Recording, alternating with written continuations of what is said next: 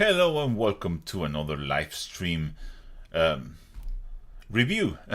Sorry, welcome to another of the Royal Retinue review, the March edition.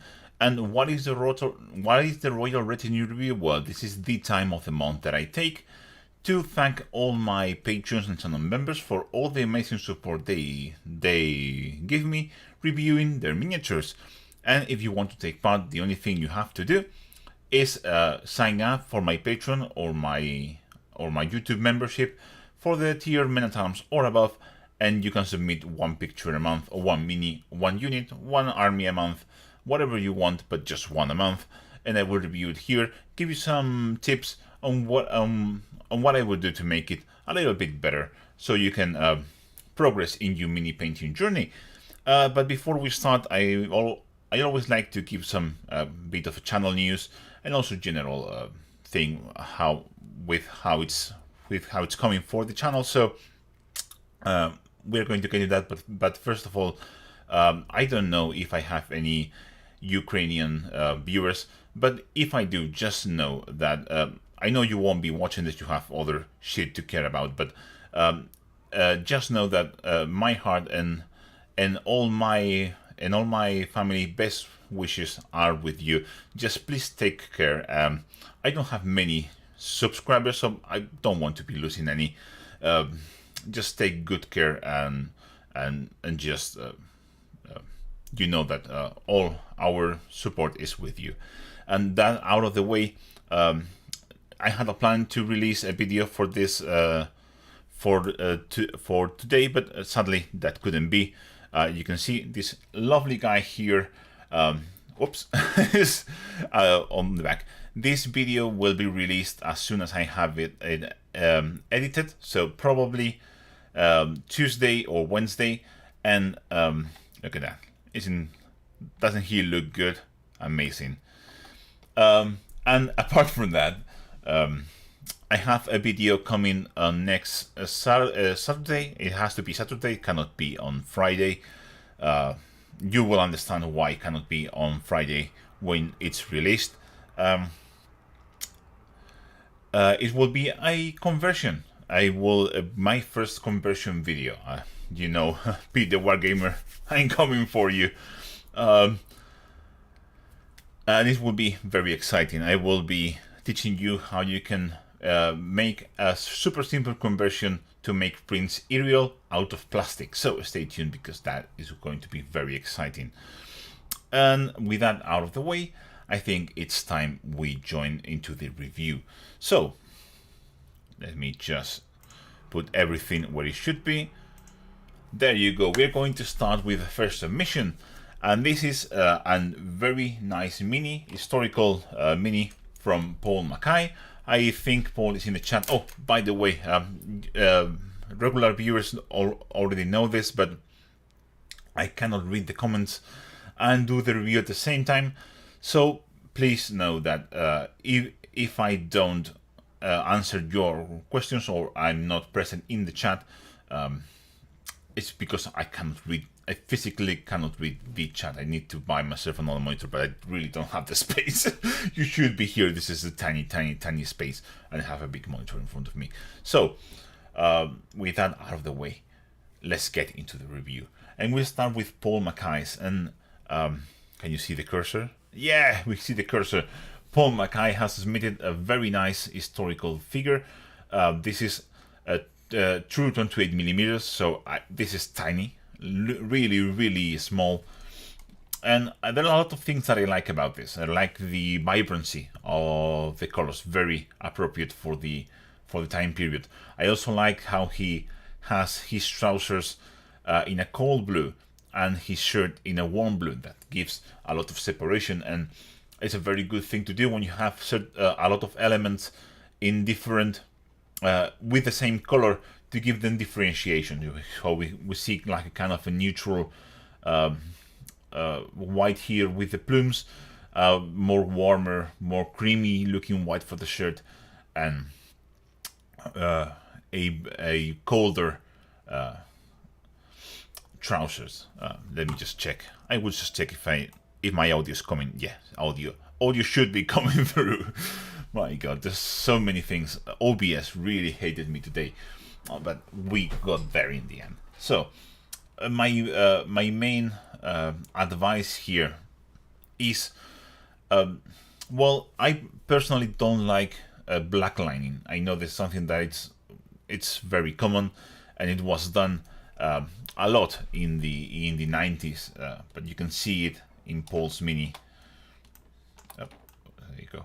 You can see it in Paul's Mini here on the belt, around the coat, etc. Here, where he used pure black. I don't like pure black. Doesn't look good. I stopped doing that. I left that in the 90s with bright red spear shafts and all that kind of nonsense. But for this kind of scale, might look good. But I would suggest you go into a different color that is not black. So I will probably change that into a brown. Well, it really depends on the area, but here you can use a very dark version of this bone here, or something like Rhinox hide, something in sort of those very dark brown colors, or a very dark gray, a very dark warm gray will work wonders here instead of black. That will help a lot with not looking like it just helps with the realism, so to speak. Also, I don't know, I haven't seen this sculpt, but again, this is tiny, so the eyes are a bit wonky. But that may very well be a wonky sculpt. So who am I to judge here? For these really tiny minis, what I like to do is paint the eyes first, and then paint the face surrounded. So imagine what I usually do. I'm going to do it here on the side. Let's just take. I like to take a very light gray for the eyes instead of white. And what I like to do, just what is everything? Okay, there you go. So imagine we have our face here. What I usually do is paint the whole area. Oh, come on. Take a break. Is paint the whole area of the eye. You can go nuts and paint a very large area. For example, here it is. Let me just do another layer so we can imagine this is. Just put this the black here.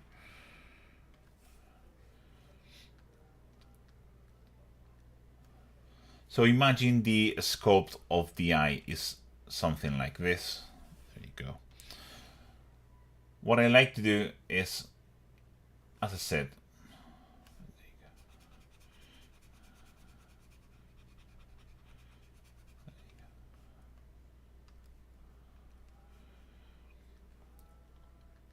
I hate Photoshop. Sorry guys. There you go. So what I like to do is paint the whole area with that. Just those lines are just so you know where the eye is. And then I move into the black. And then what I do with the black is do a line. So when you try to do the eyes, doing dots is very difficult, but doing lines is very easy, especially vertical lines. Horizontal lines are harder. So that's another good tip if you're going to do freehand, is always try to make everything in vertical lines, because you are very good at doing vertical lines but not very good at doing nice horizontal lines. So what I like to do is just paint a black line like this, like that. Super simple to do, and it's also very easy if you do it this way to have both eyes pointing in the same direction. And then you can go and grab your dark brown that you use for shading here, or a sort of a dark brown, something like this. This looks about like Rhinox hide. And I paint the eye. Oops, better than that. What I do is I then paint the surrounding. I just define the eye with this brown, and I use that brown for my black lining on the eye. I do this, and I correct everything with this So there is no white coming off and there is no black showing. And then I go with my flesh tone, my basic flesh tone, and I just paint around it, leaving a little bit of this brown showing through on the edge of the eye, something like this. You get the idea. You paint the face and then you just paint the whole of the face, and it's just much easier. But again, sometimes with historical minis, especially with these tiny ones, it's very difficult to do this. But just as a general tip, that's a very good advice. And apart from that, I think positioning the highlights in a different way may be of help here. So imagine we have this as our general gray. I'm going to paint this whole, sorry, there you go. I want to turn my opacity down a little bit here. So imagine you're going to paint this. I'm going to basically erase your work, more or less, but you know why in a minute. This is something very common of painting highlights in a topographical way instead of a zenithal manner. So what I will do is grab this creamy white I use for the highlights, and let me just change my brush. Sorry about sometimes Photoshop is just a pain in the ass. So what I like to do is place my highlights towards the top instead of just towards the middle of each ridge. I cannot have the menu here, but I'm going to simulate more or less. So you want to, less opacity here.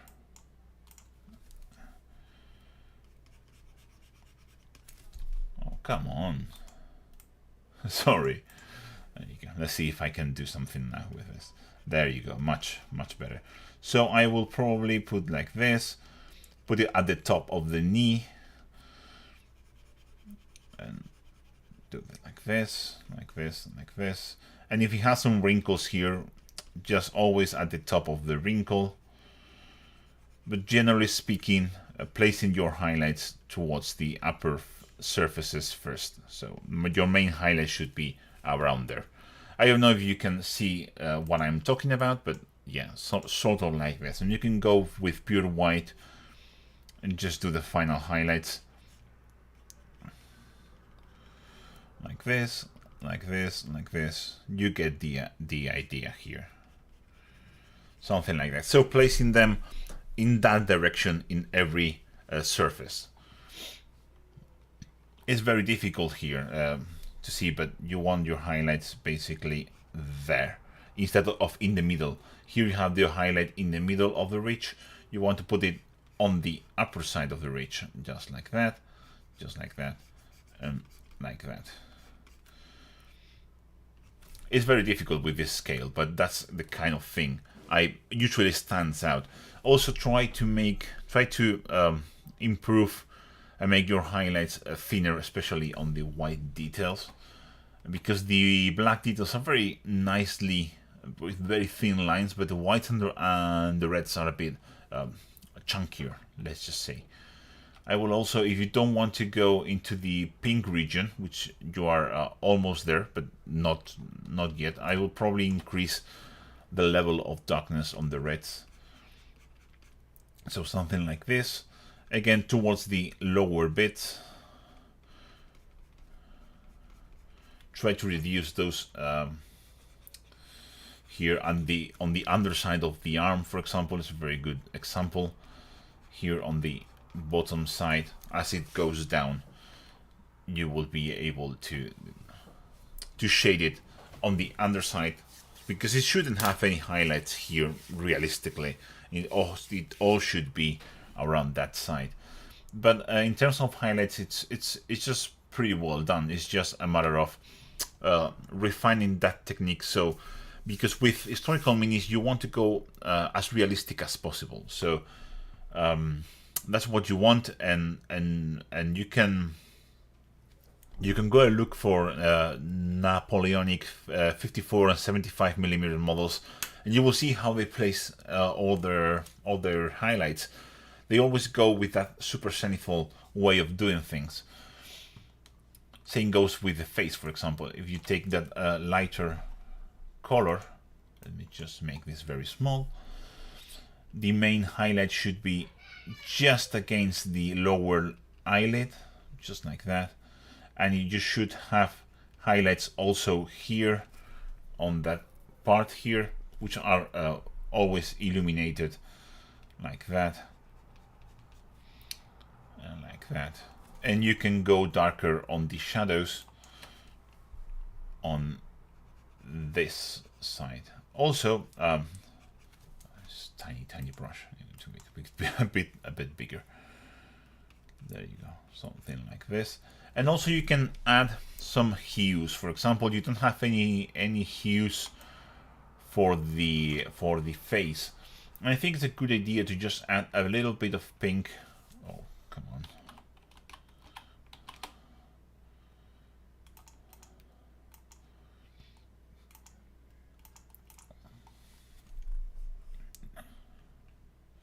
Just doing super thin lines. Oh, please. I'm so bad with this, sorry, people. I am so bad. Maybe that's the... Oh, there you go. Now it's nice. So you can... Let me just grab a brighter color. You can get something like a super bright pink, something like a magenta or something like this. And you can add it into the nose very thin. Oh, that's too much. Let me just see. There you go. You can add it into the cheeks, nose, etc. And then you can go back with your flesh highlight. And you can... Let's go back into this. And you can just re-highlight over that. But those tones on the lips, on the nose, on the cheeks, help quite a lot. Just to convey a bit more of realism. But anyway... It's very difficult to work with this scale, as I just said. So I think you've done a very good job here, Paul. And I would really... This is a very difficult thing to judge, because I know how small and how intricate and tiny all those details are. But you're doing fine. My main suggestion would be to move out from black into another lining color. Another lighter lining color, not just pure black, but moving into a dark gray or a dark brown, depending on what area you are painting, and try to understand and learn more a bit of the zenithal highlighting. Let me just see if I can find a picture. There you go. Let me just see if I can find a picture of what I'm talking about.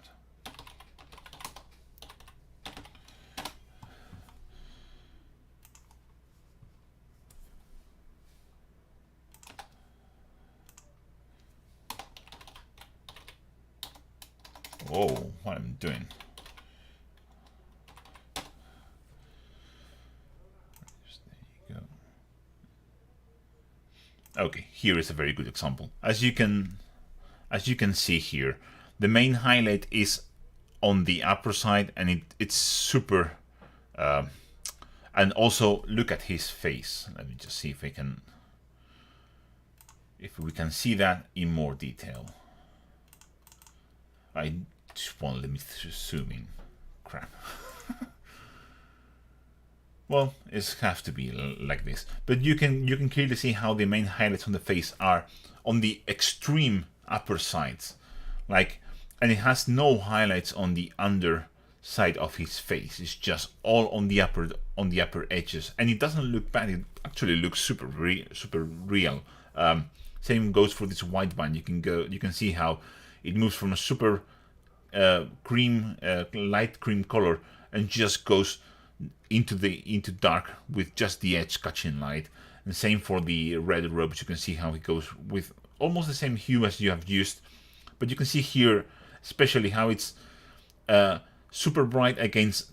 It's the brightest color against the darkest color, just meeting. That's how what makes it look so real. So you have the super bright color here touching the darkest color. That's how light works on cloth. Same detail here on his waist piece of cloth. So I really hope that was useful. But again, you did a very good job. This is not the same scale, of course, so please don't. But just so you get an idea on what to work with when you are highlighting your models. Think about that zenithal light and apply it to this scale. Of course, it's not the same, but you get the idea. I hope that was useful. So thank you very much, Paul, for submitting this as a beautiful model. Okay, we move into Peter, and Peter has one of my favorite GW models of late. This is the Cathedral Lady Sergeant, and it's very nice, very nicely painted. He painted the eyebrows, which I don't do, but I know other people like. So I'm not going to go into that debate myself. But it's looking really nice. The only thing I think is missing is some extra highlights, because you can always do extra highlights. So here your main highlight color is about this. We can go much brighter than this. We can go up into this sort of realm, and you should apply this again as we talk on Paul's mini onto the upper facing surface of the muscle, like here for example, here for example. Let me just make this a bit more defined and a bit smaller. And there you go. You see, like that. And the same here on the inside of the arm, just a little bit there. And again, it's just pushing the contrast more, which you totally can do. And if you see, just adding that highlight with a very bright, fleshy tone, it really changes a lot. It's super dramatic how much it changes the overall look of the mini. Yeah, I haven't added more shadows, I haven't added anything. I just added more highlights, which is something that people are really afraid of. And we will see a theme here on that subject on a couple more models. Spoiler alert. Same here. I really like. Let's take this. I want very bright, but not the brightest. There you go. You can also do with this kind of models. With when the apps are showing and they are sculpted, it really looks good to add highlight onto the ridge in the middle. That seems weird, but you need to understand that flesh skin, it's quite shiny in real life, and it's not a super matte surface. Especially if you are doing exercise, you are going to be sweaty, and that is going to add some more reflection. So just adding a very subtle line here in the middle suggests that kind of being wet, being same goes for the into the muscles here, by the way, just like that. And may seem counterintuitive, but it really isn't, and it really looks good. And you can add, again, as we talk about, more highlights onto the muscles just on the upper side and here, because I know she has those muscles defined, the lower ones, just like that. And that's a choice that you want to make or not, but being a Kata-chan, even if it's female, like, it kind of lends itself for that. And the same goes for the face. Again, try to put the highlights onto the upper facing of surfaces of the face, etc. Just like that. Super simple, but it really makes a difference if you highlight the upper side of this part of the face, this part where it meets the nose. It's really makes a difference. It's when you start doing those kinds of highlights, you put your highlights just here, just on the upper side of the chin. It's when people that start when you start doing this is when you start realizing that, oh, this now looks like a real human and not like a painted mini. Starts that process in your head. So you can get away with not doing this for cloth and so on, but for the faces is really important, because we as humans are programmed to recognize faces very well. So we know when something is wrong, and in this case, those kind of little details really add up. So try it. Of course, you also want to put a small highlight here on the just where it meets the upper lip.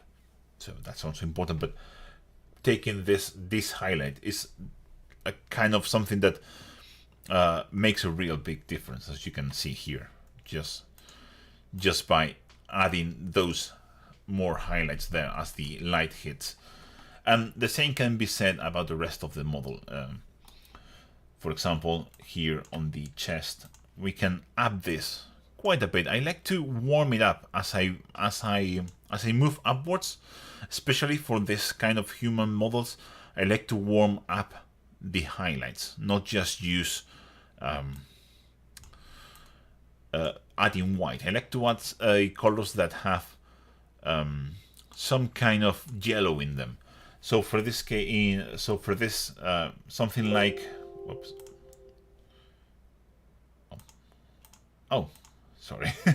So for in this case, mixing a bone color, mixing something like a dawn yellow or ice yellow, which is basically the same color, by the way, makes for a very nice highlight color. Brings more light into your model. So you add highlight here, and you add a highlight just under the boob, just like that. Just again, as we talk with Paul's, just meeting the darkest shadow and the brightest highlight, or a very bright highlight just underneath it, and it makes a massive difference. So from that into that, and it really starts to look quite a bit different, quite a bit more striking. Really helps bring everything into view and create more separation between all the elements of the mini. Apart from that, just some more neatness onto some details. For example, you have a little bit of flesh tone here, and I know the using zoom is kind of easy to spot all of those things, but yeah, I really like what you have done here. Don't get me wrong, please. I think this looks fantastic, and you should be really proud. But if you want to take the next step up, try all those little details. Just adding more highlights. More highlights. If you reach a point and you think, should I do more highlights? The answer is usually yes, you should do more highlights. If you want like kind of display level quality, it's always more highlights. But not indiscriminate. You need to understand where to put them. But that is where I come from with my handy tips. Yeah, I really like it. And you can go all in again. Same for the red. You can add more highlights on the red. And as we talk about, it's probably going to sound like I'm repeating myself, which I am, to be fair. Just because that's usually the main advice that you have to give people, because it's very hard to understand how much highlights you have to put. So in this case, if I'm going to highlight the bandana, I'm going to the upper surfaces of each. Let me just go a bit brighter. I'm going to go super exaggerated here, just because, so you understand. Instead of highlighting the ridge, you highlight just the upper side here, and here, and here, and you can put a big highlight here in the middle. There you go, something like this. Again, more highlights. That's the only thing that you really want, because once you start adding more highlights into the model, you will just by trying it, you will increase your brush control. You will understand how light works better, and you will start to want once you do something and you see that it has a meaningful impact in the final result, it kind of makes you want to paint more, because you see, well, that worked. That's so much better. So you kind of feel motivated to paint more and to try something more, and it's by trying to get better, trying to improve, that you actually get better. Because if you just remain doing what you're comfortable with, then you will never get better. You will just get more efficient at doing the things that you do, but not faster. But not better, sorry. So yeah, very nice model, Peter. I really like that, and you did a very good job, especially on the camo pattern, which is better than mine, by the way. Mine wasn't really good, but you did a fantastic job, and you should be proud. If you want to take it to the next level, try this. Just one more highlight on the flesh. Try something like, I really like something like a screaming skull for the final highlight on my flesh tones. Really works because it has that little touch of yellow, and it just complements flesh tones really well. So give it a try, and yeah, I really hope that was useful for you, and thank you for your support as always. So we move into that little mini wants to just pop up. We're going to move into Carlos, and if you haven't seen, if you have seen this, sorry, this space regularly, I'm going to drink a little bit of water if you don't mind. If you have seen this space regularly, you will have seen Carlos minis, because he has been here from the very first episode, and the progress has been quite amazing, and he's still getting better and having more progress. So my tips are going to be for just look a single detail, that as we are talking about faces with Peter and with Paul. Look how Carlos, because he went and he did a one-on-one class with me, and we did work on those faces, and he hasn't done that for the rest of the model, because it's a bit, it's just probably just contrast over a zenithal with a dry brush. But the face has a lot of work in it, and you can see how the highlights are placed on the upper surfaces, and it works very well. And he added some tones to the lips. He also painted the eyebrows, which I'm not going to go into that debate, but you can see how the face looks really good, and that is because if you know where to put your highlights, it kind of looks realistic, even if it's not the best painted face in the world. It kind of looks like a face, and that's all about it. Is understanding where light hits and the effect that it has on the surfaces. But yeah, what I would like to see on this mini is just adding highlights onto everything, because you went, I think you did zenithal, I think you did a dry brush, and then some contrast, and then maybe a little bit of highlights on the purple and so on, because contrast purples can be a bit, but not if you use my latest mix. Go and watch the Drassar video for an amazing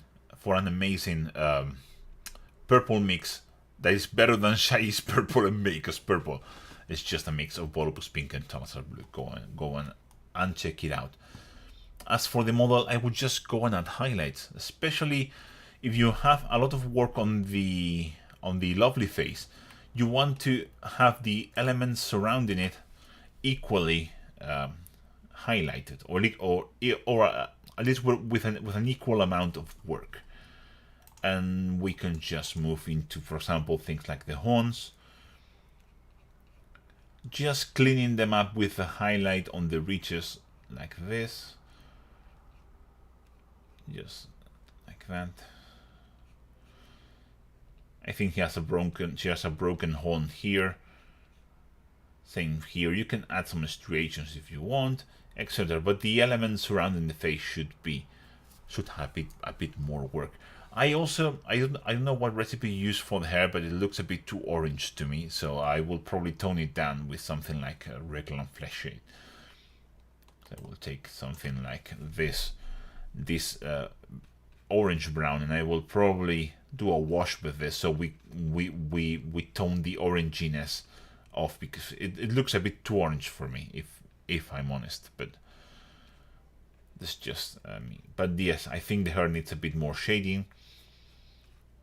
Just like that, just like that, just like that. I think that just looks better. Yeah, most definitely. And I will probably add a bit more highlights on the steel surrounding the face. Probably paint these runes in a different color. I don't know, maybe purple, for example. If you just paint this guy's purple, will probably help adding to that general look. It looks a bit too steel like, just like that. And then we can highlight them. Now this may not look realistic, or maybe you can just do like they are glowing, so we can paint the inside of the runes white. Let me just see if I can do that. Whoop, whoop, whoop, whoop. Just drop some white in here.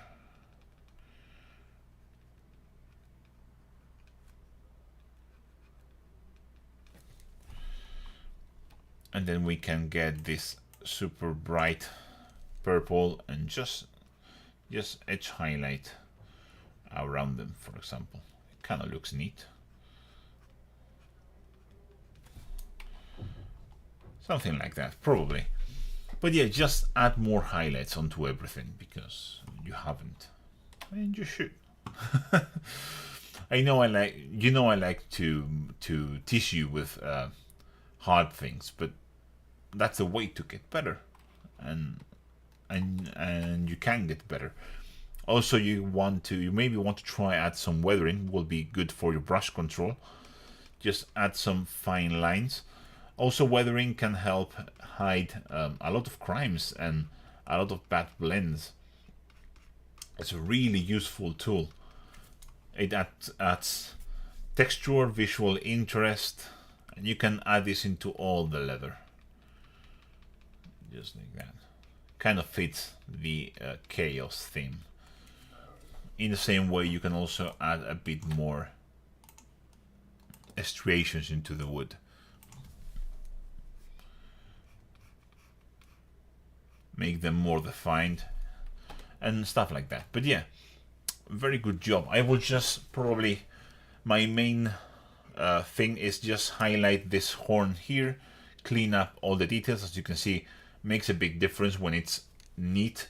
And I will probably shade the hair a bit more and try to add something purple on this kind of area here, just so it looks better. Also, let me just check here. These glowing runes, the main issue why they don't look like glowing is because they are dark on the inside. And because it's kind of purple and the surrounding glow is red. So if you want to make them like glowy, you probably have to go into, let me just take this red. I will probably go into a super bright, just see something like this will work very, very well. And again, just drop it into the runes themselves. Just do this opacity a bit more. There you go.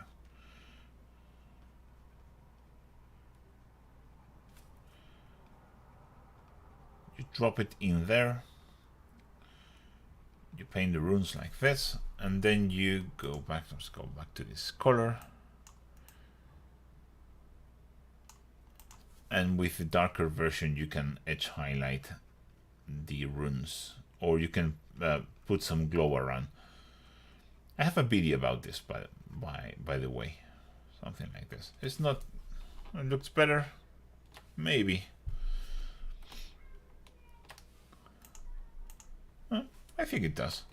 So yeah, and if you're doing this here, you can probably do the same on the eyes. You can just paint the eyes with this. You can take this super bright orange and just paint it on the outside. Just glaze it around like this.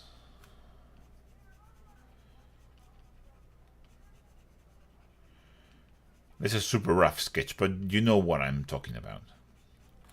Just glaze it very carefully onto those surfaces.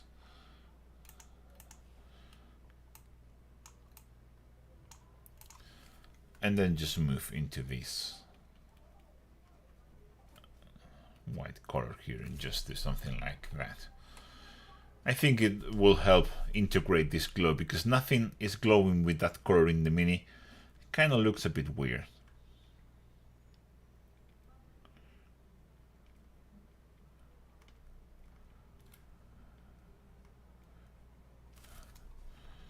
There you go. Yeah, I think that works very well. But again, I know you like painting faces, but you should also take your time and paint the rest of the Mini to the same level as the face. I know you can. Don't be lazy. But very inspiring progress. I told you, not on this, but on the Discord, on your latest painted Mini, and it's quite amazing. So you did a fantastic job there. I'm really proud, and you should be too. So let's move into the next one. This is Diego, and Diego is starting painting, and he's facing an issue that we talk about. He wants to learn how to push contrast further, because he kind of feels like it lacks, and it does. And yes, you can go much brighter here. Also, as you can see, you are doing your highlights, as we talked about, in a topographical way. So you're just taking that volume and just putting the highlights as it goes up. Like, imagine this is a topographical map, so you're just going onto the most prominent part, where you shouldn't. You should put your maximum highlight on the top facing surface of the muscle. Let me just make this bigger. That's this. That's big. Yeah, this seems about right. A little bit smaller, a little bit less, and less opacity, and I think we should be fine. So you should put your highlights on this side, like here and here, and then you can move to a much brighter color. I will advise you add some yellows here. Let me see if I can find.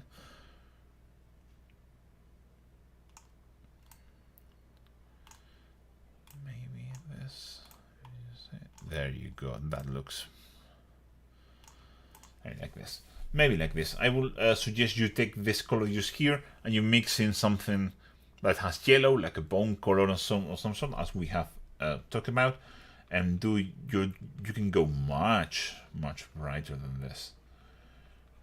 Like that. We can apply. You see how we apply in the highlights on the top facing surfaces of each muscle. Same goes for the pecs here. There you go. Etc. etc. You see what I'm doing. Same goes for here on the top. And don't get me wrong, you're doing very well. Especially for someone that has just started. You're doing a fantastic job here. The same. But breaking, this is something that I like to call the contrast barrier. And you need to break it. There's something mental that you're kind of like, I'm not sure if I should. I'm not sure if it looks good. Trust me, it looks very good. Here, it looks very good to do this. You see, where the two muscles do like this, light will catch on the ridge on the middle, and you can use it. And look how much better it looks, even with my sloppy Photoshop skills. You can see how much of a difference it makes. And if you think this is the final highlight, well, then you are wrong, sir, because we can go much brighter than this.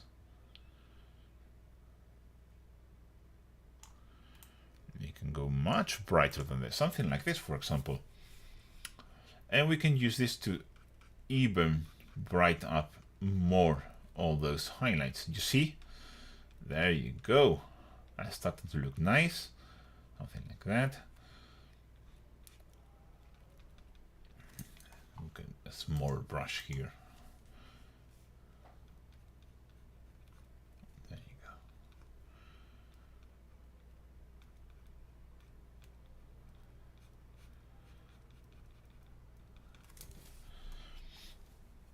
Look at that. And it still looks good. In fact, it looks fantastic. And we push the level of contrast to much brighter. Look at that. Also focusing to the correct positions. Same can be said here, for example, on this side. Let me just grab the colors that I used. There you go. Let me see if I can. And I'm going to grab the other one. There you go. And I'm going to move here and see if we can correct this a little bit. So we start with the pink, which we apply to the upper facing surfaces, just like this, like this, like this, like this, like this.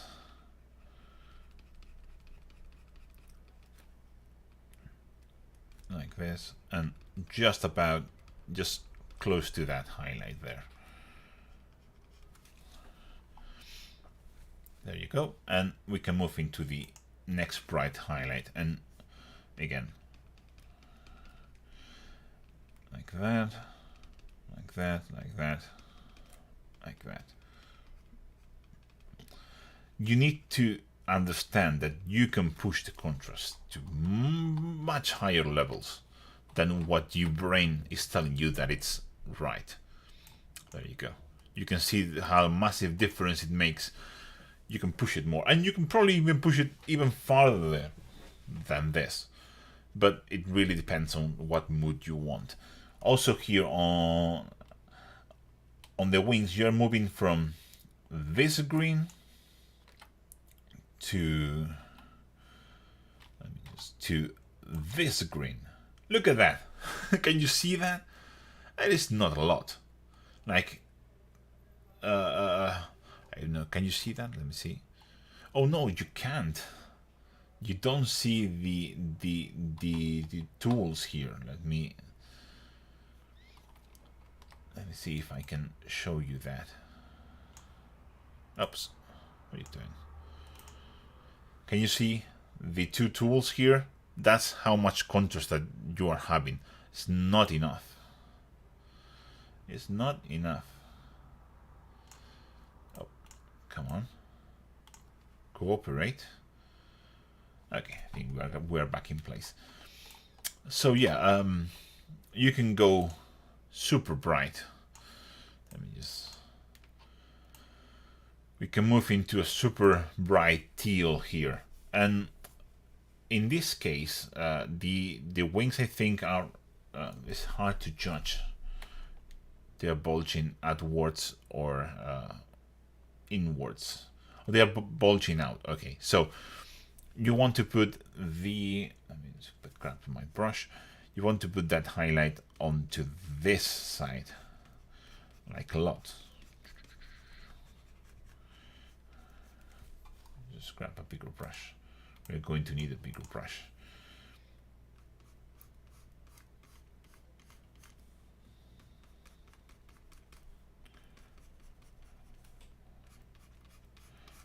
Just right against that vein there.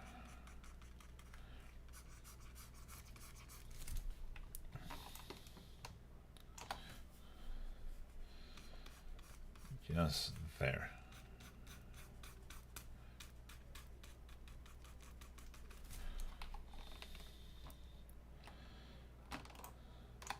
And we can move past this into a lot more. And for this, we're going back into something smaller because we want some detail here. And you can do some dots, you can do some lines. Let me just grab something smaller, a bit harder. Okay, let's see what I can do with this. There you go. You want to increase those lines.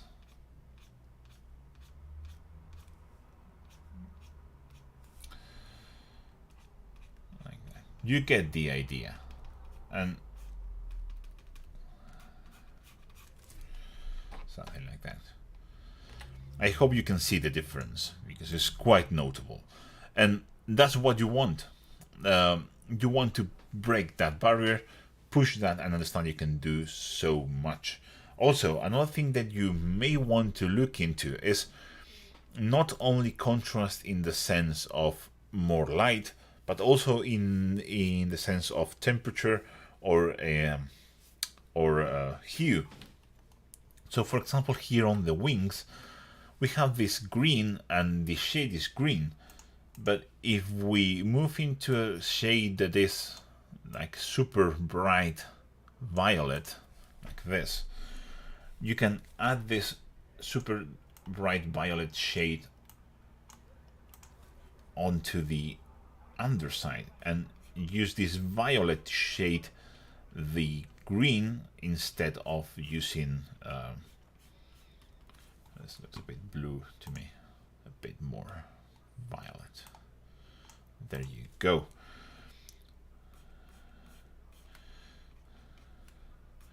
You may be introducing a bit more interest into your model, and the shadows, instead of being just boring, they can be a bit more interesting, but that's not needed. But know that you can do that also, because this is a bit in terms of colors, it's a bit monolithic. You have pink and you have green, and adding more hues is always interesting, I think. But yeah, that's what you need to work on. So I recommend you go and look for pictures of people like anyone that is a good painter. So Golden Demon entries, or just put that name of this model and see what other people are doing with it, or similar models, people like Paint Comets and so on. You can see how far they can push contrast and where to place your highlights. But yeah, usually you want to look into 54mm, 75mm, you will see, because people that tend to paint those tend to understand that better. So go and look where they place highlights, what they do, and you will get a good understanding. So I hope that was useful for you. So let's move into the next one. This is one jumping on me. This is Paul. Paul has a very lovely looking mini. It's very difficult for me to judge something that is painted to this standard, because this is really nice. I really like the beast here, and the base. Well, let's just say that this base is better than any base that I have ever done. So I'm not going to comment on it because I'm not qualified here. Just a second.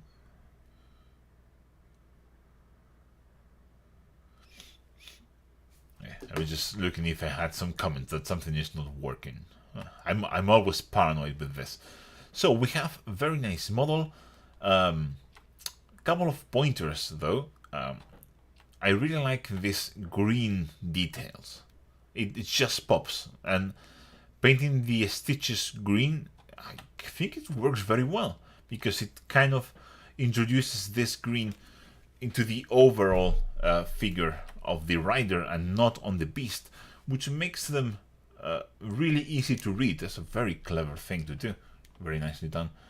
What I will do probably is introduce dark browns into the shading of this green. I kind of feel like it needs it's super green, this area here, and I will probably add some browns. Look at that, just adding something like rhino's hide glaze into the shadows. Look how much into it. We were talking about this with the purple highlight, the shadows into the wings. Look at that, just that touch of brown makes the shadows more interesting. I think you should also work on introducing hues into his skin, because it's super monotone, and I think again, introducing some reds, it's a good idea.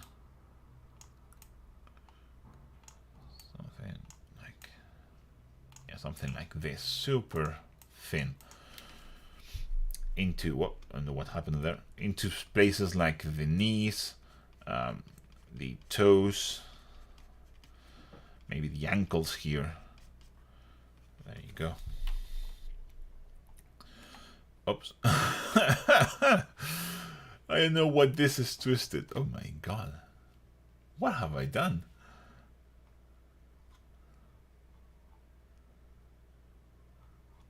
I don't know. Well, that's how it is now. and you can, I hope you can see what a difference it makes just adding hues into his skin, because he's super well painted, but those touches of different colors makes everything look more alive. And then you come back with your main green highlight and just highlight on top of that with that main green highlight. There you go. Let's see. Just like that, or just like that, and just recoup that greenish hue, but that just adds a lot. I think it makes a very big difference, especially adding those hues. That's why patina into the copper or bronze looks so good, because you are adding other colors, complementary colors into the same piece, and kind of makes it pop. And I think you should do that with the skin and the green robes. Also, don't forget to highlight your edges here, like this, like that, like that, and like that, and like that.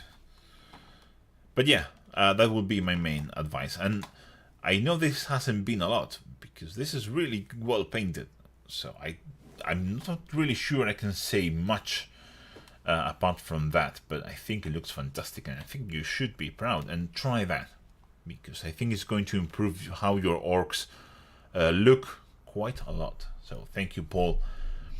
Again, pretty amazing job. I mean, this is fantastic. I would be so proud to have this on my table, personally. Yeah, I hope that was useful. Try that. Try to introduce more hues into parts that look flat, like the green robe and on the skin. So thank you very much. And we move into this, and oh boy, Chelsea, oh girl, this is quite a thing, isn't it?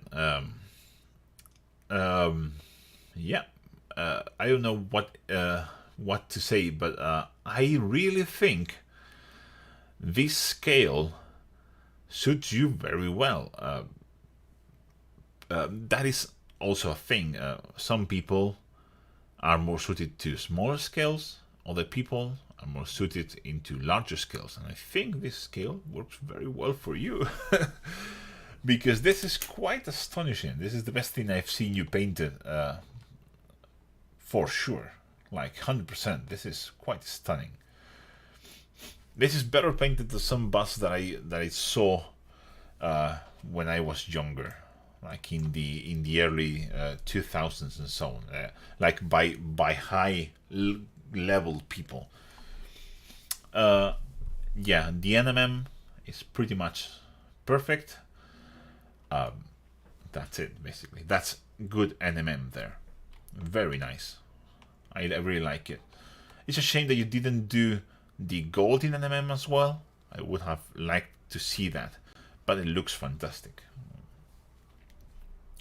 I really like the boils. And yeah, just a small pointers. The same that we were talking with the rest. I really like when this is so muscular, just to go and add that highlight we talked about into the middle of the apse. Really looks fantastic. Also, don't forget you can push that highlight up to this edge and up to this edge. Same for all the edges. You can go just up to the edge here, just like this, until it meets that muscle. And yeah, just up to the edge, just up to there. The level of contrast is perfect, so don't change it. Very good. For example, here you can highlight all of this because light is hitting all of this, just like that. You see? All of this, all of this. By the way, very nice touch adding this kind of green speckles or blood. It looks very, very nice. And you can add the same highlight, the same reason why we did this here, but you can see it really looks good. It's very, it's surprisingly realistic. For the same reason, you can add a highlight here in the inside of the clavicle, like that, just like this. You see? That's how light reflects on the skin, just here. Look at that. Just little touches, little touches. I've seen a lot of people also highlight like into the middle of the reach of the muscles there. That's also an option because again, the same principle. And your muscle highlights should be onto the top here. But apart from that, I mean, like, what can I say? Have you forgotten to paint this? I think you may have forgotten to paint this, but I'm going to skip by it because this is stunning. Very well done, Chelsea. Remember, you are 95% there. It's just that final 5% that pushes into a more realistic approach. And there's just little details like the highlight on the middle of the abs. I don't have abs, so I'm not going to show them. all the clavicles or stuff like that. If you go and look for bust painted, especially like a very academic bust, you can see all those highlights there. But fantastic job, Chelsea. You should be really proud, and I know you are. You also told me in the email to be kind with you, and I cannot not be kind with this job. So very well done. I know this is short, but this is very good. Also, you were speaking about that the pole of the base bending, and that might be because he's a chunk of resin. And I think just that weight is bending the resin just by the sheer weight, and resin is can just bend slowly. So yeah, that is a big problem. That's why people that do busts, instead of using a resin pole, they use metal. They usually buy brass rods and just use that as the pole, because otherwise resin will just tend to bend. But again, look at that. What an improvement. Oh my god. Paint more busts, Chelsea. You are suited for them. Good job. Well, we have here Quentin, and we have another tabletop level mini. This is for his army, and he's looking for advice on how to make it better for the tabletop. And when I give reviews, it's very important to understand what the person wants to achieve with each paint job.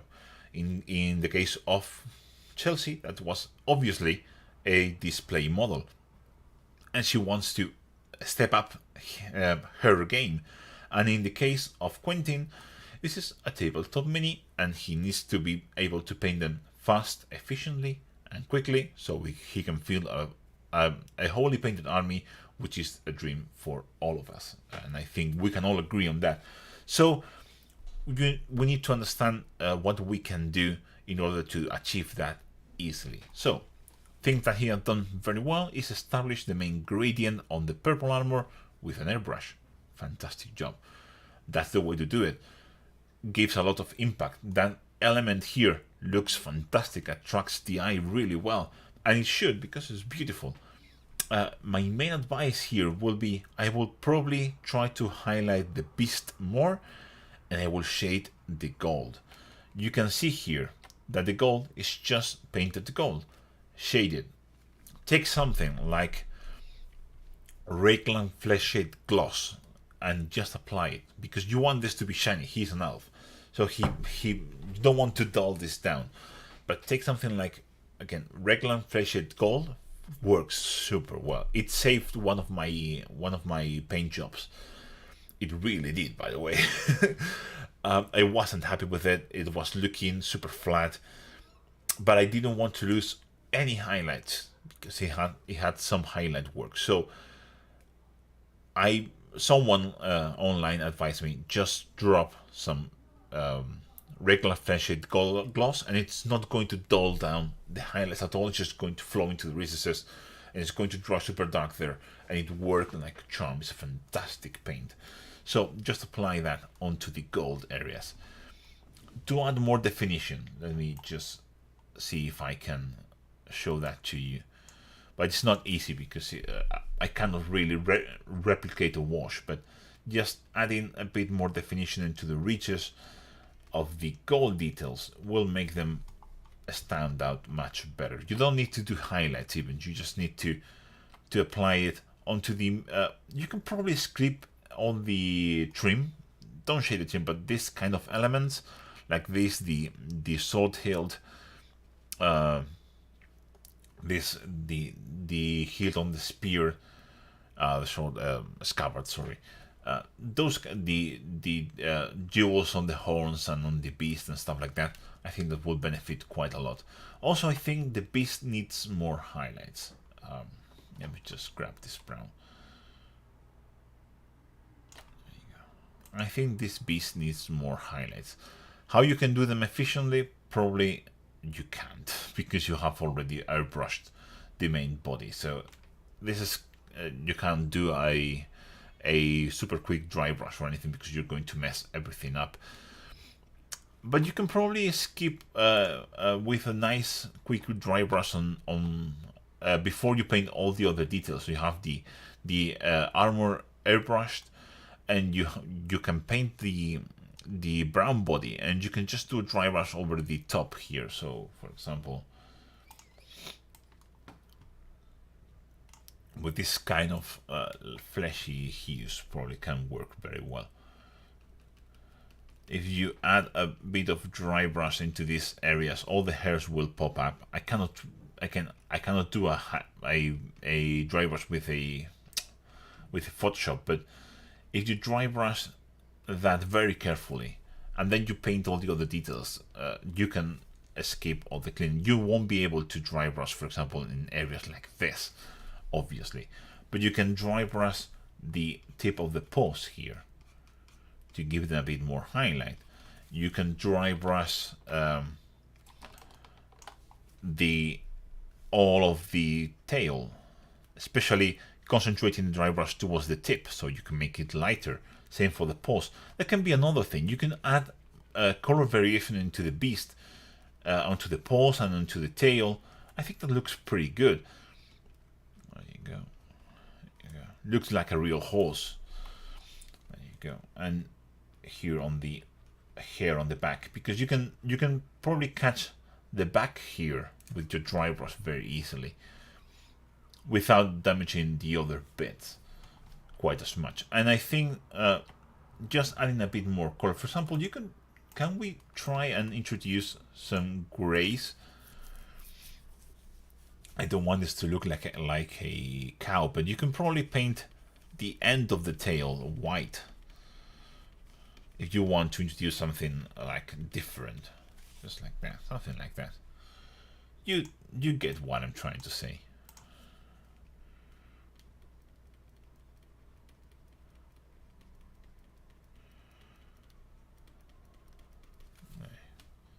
Something like that, but well done.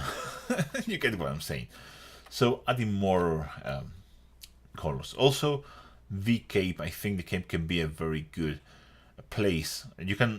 I can see you did, oh, maybe you did a zenithal and then you applied the different colors. But anyway, you can add a bit more highlights onto the cape very easily. Again, it's an area you can do. You can try to take light teal. Let me just grab this. Whoops. Let's just move to the teal region. There you go. Something like temper guard blue, something like that, and just try to do a line like this, and like this, and like this.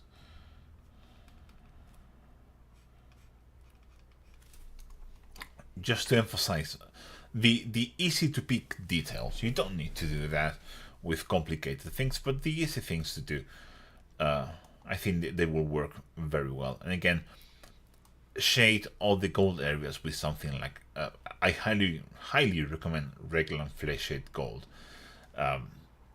especially for a shiny elf.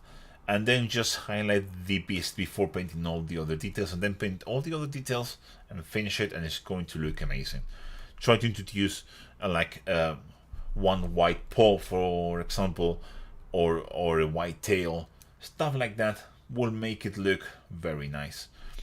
Try to look at pictures of real horses and use those patterns especially, and you will end up finding ways to make this look very nice with very little effort.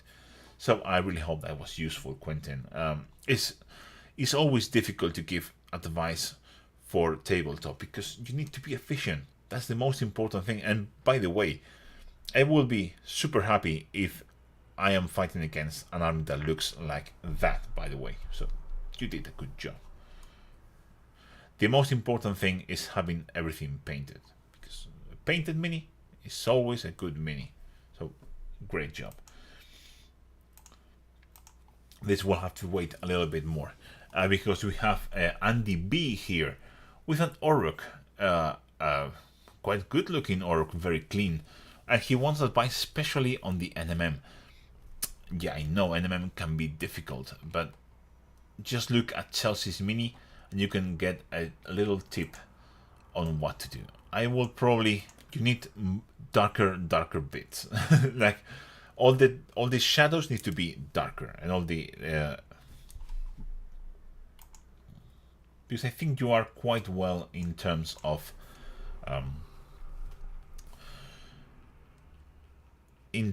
highlights. So you have to take this into almost pure black like this, and then you have to take the black onto the tip here, and you have to take this super light gray onto the downward part here, like that.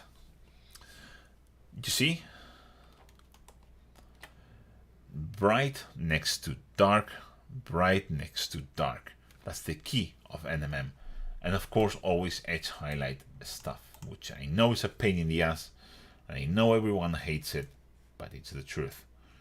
If you add this edge highlight suddenly, look at that.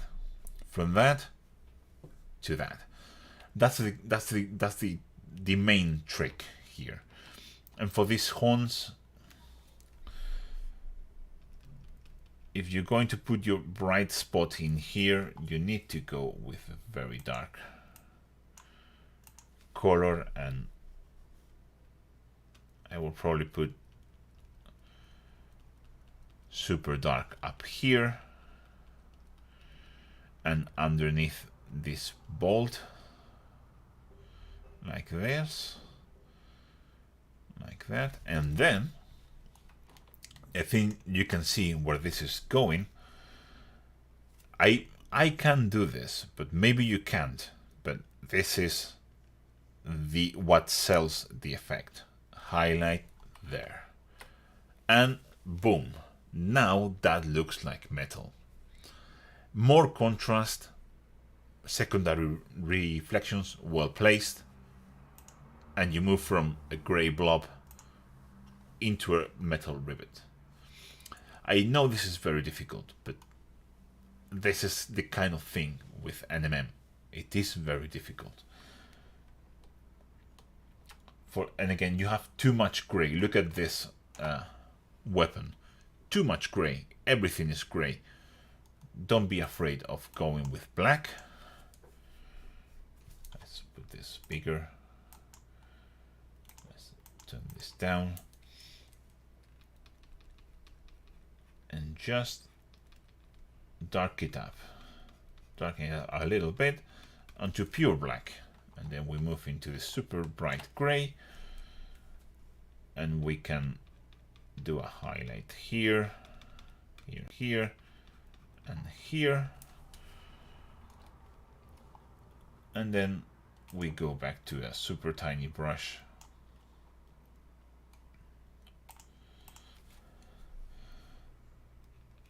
And you can add those edge highlights that we talk about, or these secondary reflections like that. And let me just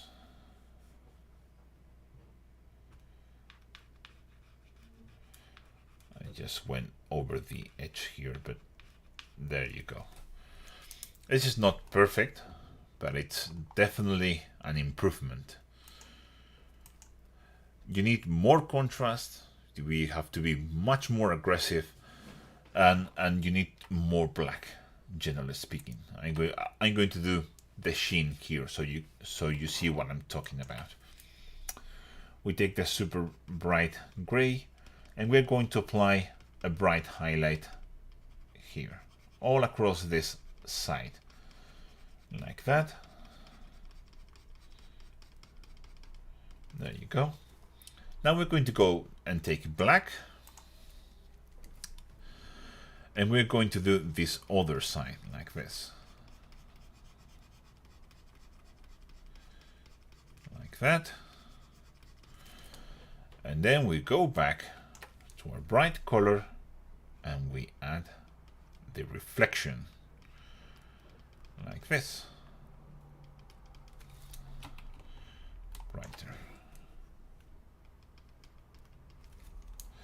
And the edge highlight. And boom, looking metallic. It's all about contrast. It's all about going from pure white to pure black in this case, because this is steel, and knowing and don't be afraid. You have to make very quick transitions from bright to dark. If you have too much gray, it's not going to look good. Let me just take pure white here, and I will make you the final highlight. There you go. And there you go. And you pick the edge, and you pick the edge here, and suddenly let's make another one, because there you go, with a small brush. And if you pick here the reflection of that sheen where it bends, there you see what I'm doing here. The sheen is bending, so that like the bend cell will catch that light reflection. So you put a light reflection here on the edge, it will catch that reflection, because that part of bended metal will be reflecting the light that hits the sheen, and that's what you're seeing here. That's why it looks so realistic now. But again, this is very complicated. it's I can explain it to you, but you will need to understand it by yourself in your head, because otherwise we're not going to do anything. So we did the sheen, we did the weapon crudely, but it's there, and we did this rivet here, and you can see the difference on how much it changes. That's my main point. The rest looks fantastic, but keep pushing, keep trying. Again, as I said, trying is the way to do it. If you don't try, you will never get there. But overall, very clean paint job, Andy, sorry. Very clean paint job, Andy. Keep on working, keep on pushing yourself, And if you need more advice, just tag me into the Discord or send me a private message and we can talk about this. You're doing a good job. Let's move into the... At last we can see this mini by Tim. And Tim really knows how to paint NMM very well, especially steel, because this blade here, it's NMM. And you can see what I'm talking about. From pure white to pure black. Very quick transitions, very dramatic, and very well done. Opposed. Pure black to pure white, pure black to pure white to pure black, and so on, and very hard edges. And it looks fantastic. Very Richard Gray of you, by the way, Tim. I know that is a compliment, so you're doing very well. Everything here is NMM. You can just look at how awesome this looks. Why? Again, pure white to pure black in the same surface. Pure black to pure white, and here on the darker part, a bright highlight. Looks great. And again, pure white to pure black, pure white to pure black. Again, contrast is the name of the game. The only thing I will add to this NMM is the secondary reflections, what we talk about with Tim in previous videos as well. Highlight here, just on the underside of those canisters, a bright highlight there. And look at how much that does. Just that line, you just have to do a line with a grade. It doesn't even have to be blended. It's amazing how much of a difference that makes on the overall look. The same can be said on parts like here. If you take this, and even if you change the hue a little bit, and instead of doing this you do a more orange reflection. Let me just put this a bit bigger. Oh, that's too big. This picture is smaller. Oops. Let me just go back to my... There. Hey, don't do that to me. There you go. So if you add a secondary reflection here on the underside of these balls, just like that, I think that makes a massive difference. Like that. That's the next step you need to take, I think, for your NMM to be not just fantastic, but otherworldly. This makes a difference. At least in my book, at least for me, it does. Same goes for here and for here. I'm going to make it a bit smaller. Just there you go. Let's see if I can show that to you. You take this ball, you add this orange highlight onto the opposite corners. There you go. There you go. Again, you need to understand that metal reflects stuff. So it's to make a convincing looking metal, you really need to have that into consideration. And great OSL, by the way, so good. And as for the wings, he told me he isn't sure how to approach the wings. This is what I would do. I will keep these tendrils purple, I think they look good, and I will paint the membranes of the wings in this same color they use for the smoky bits. This kind of desaturated, kind of pink, purpley color.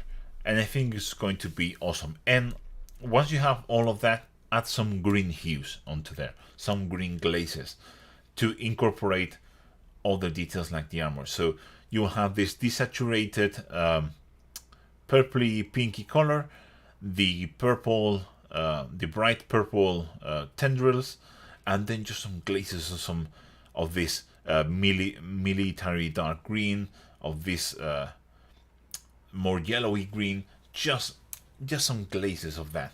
I think it's got here and there, not in a pattern, just some, just glaze to taste.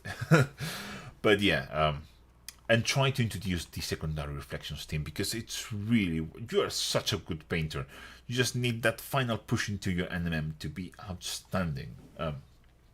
Fantastic piece. Really impressed. Good job. Thank you for your submission. And let's move into the last one. This is a lovely werewolf done by Rack, and he submitted an I think it was an ogre. Whatever, last month, and it looked fantastic. And he said this was painted previously, so he couldn't add more weather into the armor, which was my main suggestion. So I'm not going to touch the armor. He wants some advice on the fur. First of all, this was the photo submitted, and I had to do some color correction because I think you have a blue shift on your camera somehow, so, or on your lights. Try to adjust the white balance. It's not a big deal, but it's obviously there. My main problem with this is the blue clothes look fantastic, very smooth, very nice, are too similar in hue with the bluish fur skin. I will try to add some browns in there, just some washes with some light browns. I think they will look awesome. Nothing too dramatic, nothing too saturated, but a little bit of brown there, something like this probably. I think it could look good. Let me just see if we can do something with this. So I think you adding a bit of browning to the fur is going to help. I know that the overall theme here it's like a bluish skin tones with a red armor and so on, and it's a good theme. But I think here with a werewolf, you really need to add some warmth into his fur. So just maybe around his face, for example, so we can frame the face better. I think this brown around his face is going to make the attention go more into the face, even if the rest, the general vibe of the rest is still cold. Just adding these warm tones here will help quite a lot. Same for the skin and so on. You can add a little bit of brown hues. There's some glazes with the browns. You did something with the skin tones on the palm of the hand, and it looks good. But I will probably apply this to the fur as well, here, like this. There you go. I think it looks good. And this helps separate the fur from the shirt. And I've done it on the wrong layer. I am such an idiot. But you can see the difference from this to this. It frames, it separates the two elements, and it helps frame everything better. That's my main advice. And I will probably add some weathering into his shirt because it looks a bit too clean. It looks a bit too clean. I will probably take something like this, maybe. Let's see if that works. Smaller size, please. Bit more opacity, please. No, that's too dark. Needs to be way brighter. You can probably add some scratches onto the cloth, just like that. Like as if it were something maybe reminiscent of a denim or something like that, but not then, just worn out cloth. But into the gray region, I will probably go into the gray regions. Not so much. There you go. I think we just found the color that works the best. Not just that's just optional, of course. Just that's my suggestion. That's what I would personally do, which I think this is the whole point of this series, of this video. Just like that. Just a little touches, so it looks weathered, it looks worn, and that, I think the brown is what is missing. You need that touch of warmth into his skin, of that browns into the fur, so it helps differentiate him from the rest of the paint job. So I really hope that was useful for you, and I'm really looking forward to see the next of this Undead Blood Bowl team. Thank you very much, Rack. And I think we will move back into the live stream screen. There you go. I can move this over and I can see the comments, which is my favorite part of this video, is going back and see the comments. Let's see if we have some interesting questions. Yeah, the white pants are great. Yeah, I'm just going.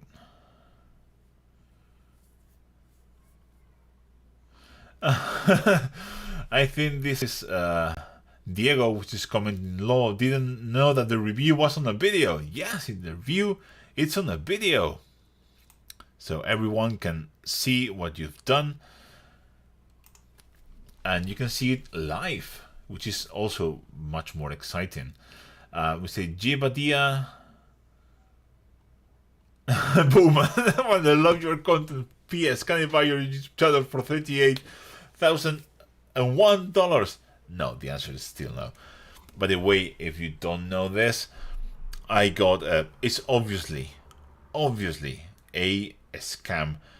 I had an offer to buy my channel for $38,000 on Instagram. Someone sent me a direct message on Instagram asking to buy my channel for $38,000, which is obviously a scam. And I answered them very politely, I think.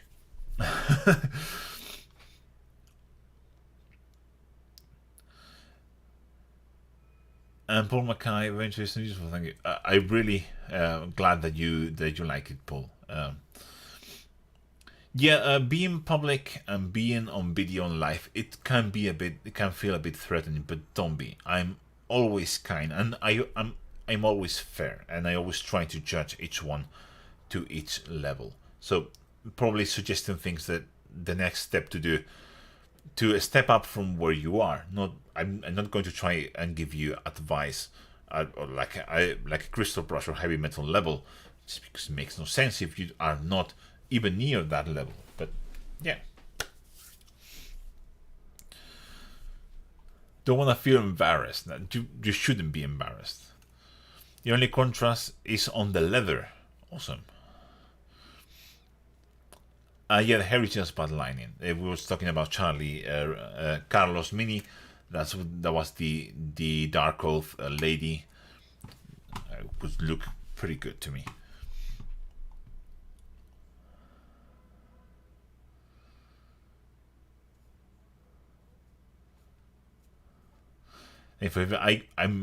I'm really gladful that everyone likes the feedback. So fantastic feedback. Paul says, I learned something from each model so far. I got the drive to go back to him now. Do it if you want. Do it, or you can just move into the next one and have one more painted model. That's also an option. This is a great model for volumetric highlights. Shaldor is asking, how is your Elder miniature coming along? Slowly. A new video will come. I don't know when. I have a ton of projects. Some ones that I can talk about, some that I cannot talk about, and it's very painful because I like to be open and say everything, but I cannot. and you will have to wait. But that mini will be finished, I promise.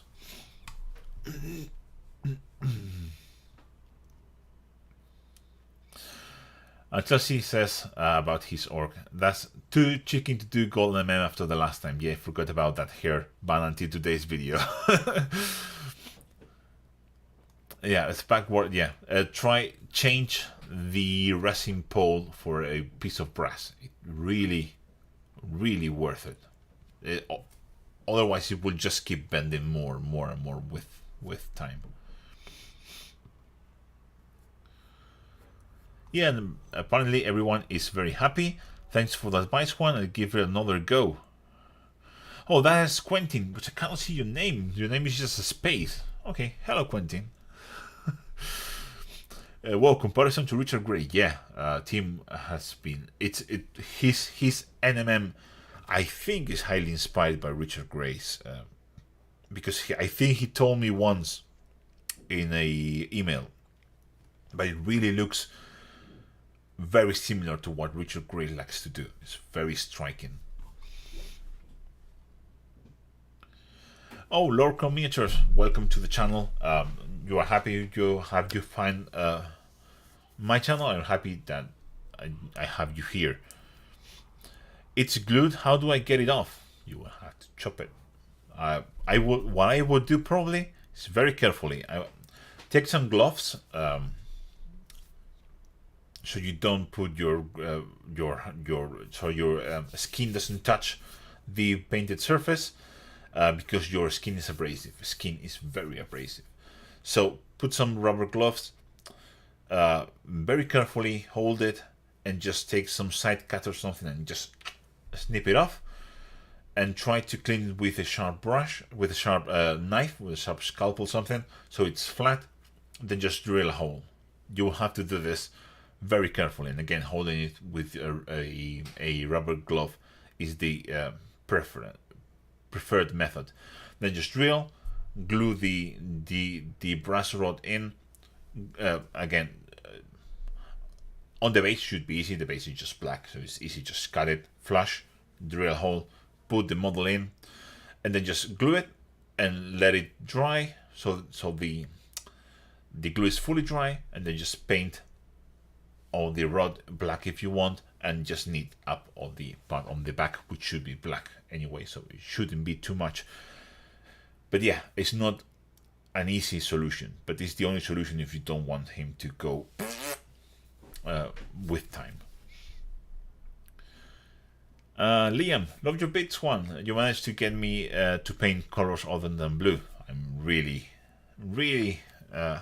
thankful for that. I really appreciate it. So guys, we've been here for an hour and 40 minutes by this point. It's been very lovely being here with you.